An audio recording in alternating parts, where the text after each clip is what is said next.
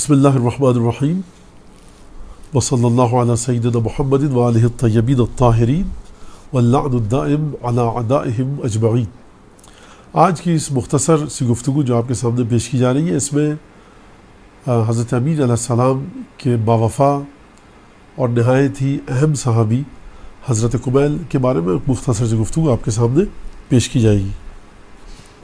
حضرت قمیل ابن زیاد نخعی، ان کی تاریخ ولادت کے بارے میں اختلاف ہے، اور بعض نے کہا ہے کہ ہجرت کے 1 سال بعد ولادت ہوئی، بعض نے کہا ہے کہ 7 برس قبل ہجرت سے کہ ولادت ہوئی، بعض نے 14 برس قبل بھی کہا ہے، لہٰذا بہت زیادہ اختلاف ہے۔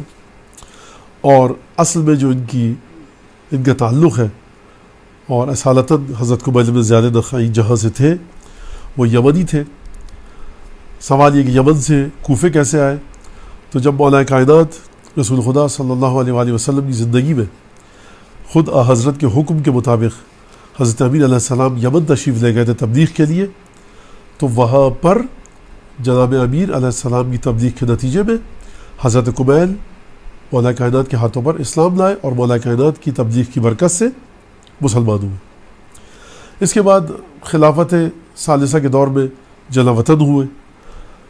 مولا کے موثق ترین اصحاب میں سے اگر کچھ اصحاب کو گنا جائے تو اس میں سے حضرت قمیل ہے، اور حدیث حقیقت کہ جو مولا کائنات نے قمیل کا ہاتھ تھاما، رات کے اندھیرے میں تنہائی میں صحرا میں گئے، کوفے سے باہر گئے، اور اس کے بعد جناب قمیل ابن زیاد نخعی نے مولا کائنات سے سوال کیا کہ ما ہی الحقیقہ، حقیقت کیا ہے؟ اسے حدیث حقیقت کہا جاتا ہے۔ مولا کے 5 یا 6 جملے تھے، ہر جملے کے بعد جناب قمیل نے فرمایا کہ مزید بیان فرمائیے، تو مولا کائنات نے حدیث حقیقت بیان فرمائی۔ اور جب مولا کائنات نے حدیث سے حقیقت کو بیان کرتے وقت ذرا تأمل سے کام لیا اور ذرا رکے، اور مولا نے کہا کہ تمہارا حقیقت سے کیا تعلق؟ تو جناب قمیل نے یہ جملہ فرمایا اس حدیث کے مطابق، اولست صاحب سرک، کیا میں آپ کا رازدار صحابی نہیں ہوں؟ تو اس حدیث کے مطابق مولا کائنات نے منع نہیں فرمایا۔ یہ ایک بہت بڑا تمغہ ہے جناب قمیل کے لیے، بہت بڑی فضیلت ہے، بلکہ عظیم ترین فضیلت ہے کہ کوئی شخص مولا کائنات کے اصحاب سر میں سے ہو۔ اور روایات کے مطابق مولا کائنات حضرت قمیل جب خاموش ہوتے تھے، کئی دفعہ ایسا روایت میں ملا ہے، تو خود مولا کائنات نے گفتگو کو شروع کیا ہے۔ اس کے علاوہ شہر ہید کے 2 چشمی ہے یہ اور تے کے ساتھ شہر ہید کے یہ گورنر بھی رہے، حاکم رہے مولا کائنات کی طرف سے۔ علامہ ذہبی نے کہ جو اہل سنت کے بہت بڑے عالم ہیں، محدث ہیں، رجالی ہیں، انہوں نے جو لفظ حضرت قمیل کے لیے استعمال کیے ہیں تو شریفاً مطاعن ثقتاً عابداً، کہ نہایت شریف عربی میں اور اردو میں مختلف ہے۔ شریف یعنی ایک بہت بلند مقام رکھتے تھے معاشرے میں، مطاعن اگر کوئی بات کہتے تھے تو مانی جاتی تھی، وہ ان کے مقام اور تقوی اور عبادت کی وجہ سے تھی۔ ثقتاً ہمیشہ سچ بولتے ہیں، قابل بھروسہ ہیں، عابداً عبادت گزار تھے۔ یہ راویان حدیث میں سے بھی ہے، اور ان سے حدیث بھی روایت کی گئی ہے، لہٰذا ہو سکتا ہے کبھی کوئی شخص راوی حدیث ہو، کسی سے حدیث نقل کرے، لیکن معاشرے میں اس کی اتنی حیثیت اور ویلیو نہ ہو کہ کوئی اس سے آ کر بات کو نقل کر آگے بڑھائے۔ راوی حدیث ہونا، اور پھر اگر کوئی شخص حدیث کی روایت کرے، دوسرے لوگ اس کی روایت کو، اس کے الفاظ کو بنیاد بنا کر آگے بتائیں، تو یہ خود ایک اہمیت کی حامل ایک چیز ہے۔ اور اب اگلا سوال یہ آتا ہے کہ جب یہ 79 یا 90 سال کی عمر میں شہید ہوئے تو واقعہ کربلا کے وقت یہ زندہ تھے، تو سید الشہداء کی نصرت کیوں نہیں کی؟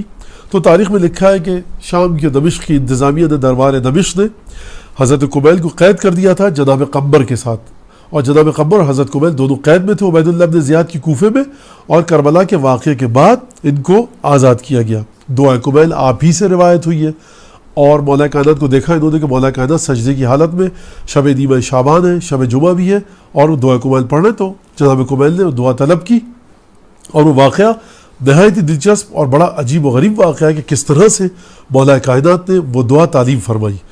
اس دعا کا تعلیم فرمانا بھی ایک اہمیت کا بیان گر ہے کہ کتنی اہمیت ہے حضرت قمیل کی مولا کائنات کی نگاہوں میں۔